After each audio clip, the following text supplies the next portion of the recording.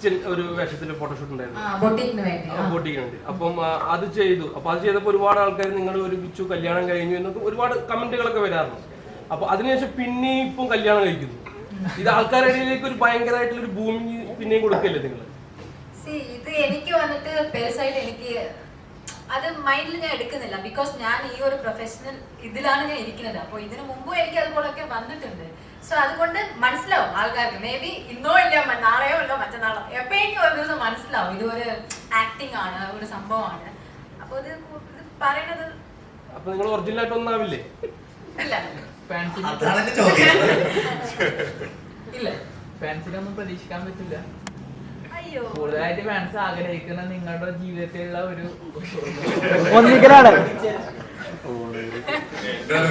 Fans fans എന്ന് പറഞ്ഞ പിള്ളേർക്ക് ഇഷ്ടം ഞങ്ങളുടെ മൊമെന്റ്സ് കാണാനും അത് റീക്രിയേറ്റ് ചെയ്യാൻ കാണാനും അല്ലെ ഒരുമിച്ച് കല്യാണം അത് ഞങ്ങളുടെ പേഴ്സണലി എന്നോട് പറഞ്ഞിട്ടില്ല. അപ്പം പലർക്കും പല രീതിയിൽ പറയാം. സോ അവർ പേഴ്സണലി ഇഷ്ടപ്പെടുന്ന ഞങ്ങളുടെ മൊമെന്റ്സ്, ബിഗ് ബോസിൽ കുറെ മൊമെന്റ്സ് അറിയാൻ ഇഷ്ടപ്പെട്ട ആൾക്കാർ, അത് പിള്ളേർ മാത്രമല്ല, ഏജ് ഇല്ല, കുറെ അപ്പം അച്ഛന്മാരും അമ്മമാരും കുറെ പേര് ഇഷ്ടപ്പെട്ടിട്ടുണ്ട്. സോ അവർക്ക് ആ മൊമെന്റ്സ് ഇപ്പം ബിഗ് ബോസ് ഇല്ലാത്തതുകൊണ്ട് എഗെയിൻ ലൈവ് റെക്കോർഡ് ചെയ്ത് മേടിക്കുന്ന ഞാൻ കേട്ടിട്ടുണ്ട്.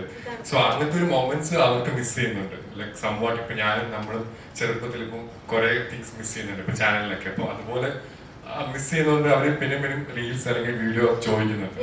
അതാണ് അതിന്റെ ഒരു, അതുകൊണ്ടാണ് ഞങ്ങൾക്ക് വർക്ക്സും വന്നത്. ഇപ്പൊ ഈ ഒരു പ്രൊജക്ട് ആണെങ്കിലും ലൈക് പീപ്പിൾ ആ ടൈമിൽ ഓഡിയൻസ് എൻജോയ് ചെയ്യും. സോ ആ ഇത് വേറെ ഗിഫ്റ്റ് ആണോ ഈ ആൽബം? ഇത് ഗിഫ്റ്റ് ഇത് ഞാനല്ലോ, ഇതിപ്പോ പ്രൊഡക്ഷൻ തീരുമാനിച്ചു. ഞാനൊരു ആർട്ടിസ്റ്റാണ്, ഇവരൊരു ആർട്ടിസ്റ്റാണ്, ബാക്കിയുള്ള ആർട്ടിസ്റ്റാണ്. അപ്പൊ അവര് ആ ഒരു സ്ക്രിപ്റ്റിൽ ആ ഒരു പ്രൊജക്റ്റിൽ പ്ലേസ് ചെയ്യാൻ പറ്റി. അങ്ങനെ ഞങ്ങൾ ചെയ്തതും നല്ലത്. ഞങ്ങൾ ഗിഫ്റ്റ് എന്ന് പറയാൻ പറ്റില്ല, ഞങ്ങളാണ് ചെയ്യുന്നല്ലേ ഗിഫ്റ്റ് എന്ന് പറയാൻ പറ്റത്തുള്ളൂ. ബട്ട് പ്രൊഡക്ഷൻ പറയുമ്പോൾ എന്താ പറയുക, ഗിഫ്റ്റ് ആണ്. ആക്ച്വലി ആദ്യം നമ്മളിങ്ങനെ ഗിഫ്റ്റ് ആവോ എന്തോന്നൊന്നും വിചാരിച്ചില്ല. പക്ഷെ ഇതിന്റെ മോഷൻ പോസ്റ്റർ റിലീസ് ചെയ്ത് കഴിഞ്ഞ് ഇത് മില്യൻസിൽ പോയി കഴിഞ്ഞപ്പോൾ എനിക്ക് ഫീൽ ചെയ്യുന്നു ഇതൊരു ഗിഫ്റ്റ് ആയിട്ട് അവരെടുത്തിരിക്കുന്നത്. മീൻസ് ഞങ്ങൾക്ക് ഒരു അനുഗ്രഹമായിട്ടാണ് അത് ഫീൽ ചെയ്തിരിക്കുന്നത്. സീരിയസ്ലി ഇപ്പം അർജുൻ പറഞ്ഞ ഒരു സ്റ്റേറ്റ്മെന്റ് ഉണ്ട്, അതിൽ ഞാൻ തീർച്ചയായിട്ടും അക്സെപ്റ്റ് ചെയ്യുന്നു ആ കാര്യം. ഈ ബിഗ് ബോസിനകത്ത് ഇവരുടെ ഒരു തമാശ, ചിരി, കളി, ക്യൂട്ട്നെസ് ആണത്.